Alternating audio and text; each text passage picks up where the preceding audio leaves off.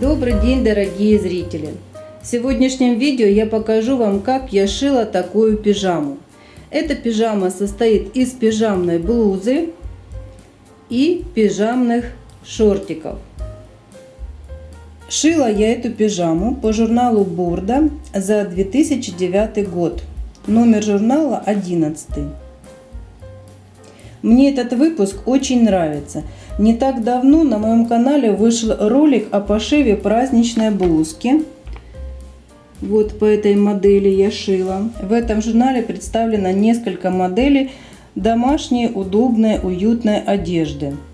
Я шила такую блузу пижамную и к ней шортики. Эти модели просты в пошиве. Единственную сложность здесь составляет то, как пришить кант. Но я вам покажу. Это блуза, технический рисунок. На своей блузе я не пришивала карман, мне не хватило ткани немного. А это показаны шортики. Итак, приступим к пошиву. Сейчас я покажу вам, как я аккуратно обработала срез подборта. Для этого дублерин и подборт я накладываю друг на друга лицевой стороной. И получается, клеевая сторона дублерина будет лежать снаружи. Скрепляю иголочками.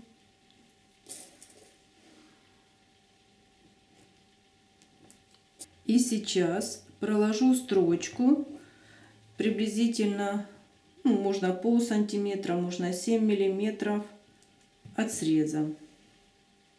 Прокладываем строчку, закрепку мы не делаем. Теперь припуск срезаем близко к строчке. Отворачиваем дублерин на изнаночную сторону. Делаем вверху здесь небольшой перекант и прихватываем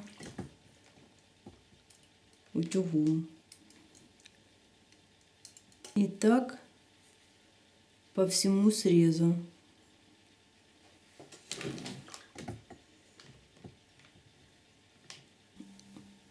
Вот я сделала небольшой перекант, вверху прихватила дублерин, ну а теперь дальше проклеиваю его как обычно.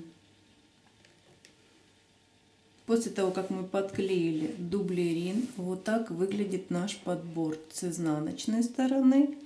И так выглядит подборт с лицевой стороны. И вот такой вот получился очень аккуратный срез. Ну а теперь мы к подборту притачаем кант. На цельнокроенном с подбортами воротнике выполнить средний шов. На подборт, на лицевую сторону, совмещая срезы, укладываем кант. И теперь я его прикалываю. Но желательно его, конечно, наметать.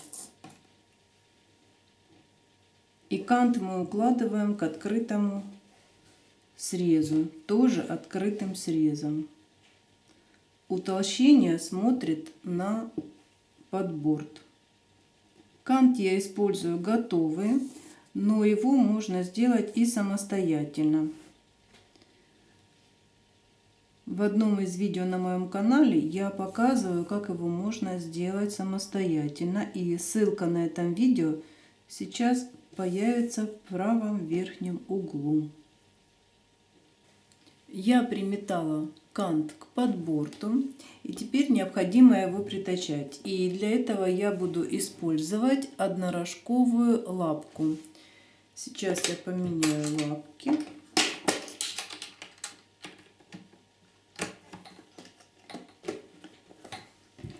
Вот так.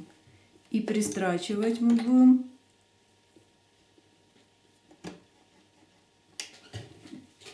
близко к утолщенной части.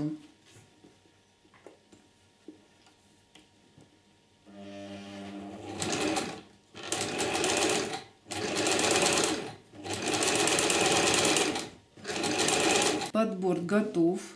Ой, мне уже очень нравится, как выглядеть будет кантик. Ну а теперь приступаем к сбору непосредственно пижамной блузы. На полочках я проложила силки по середине, дальше по линии сгиба. Также наметила линию, где будут сшиваться полочки, и наметила выточку.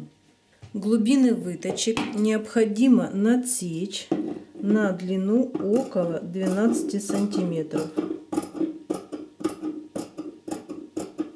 Стачиваю плечевые швы.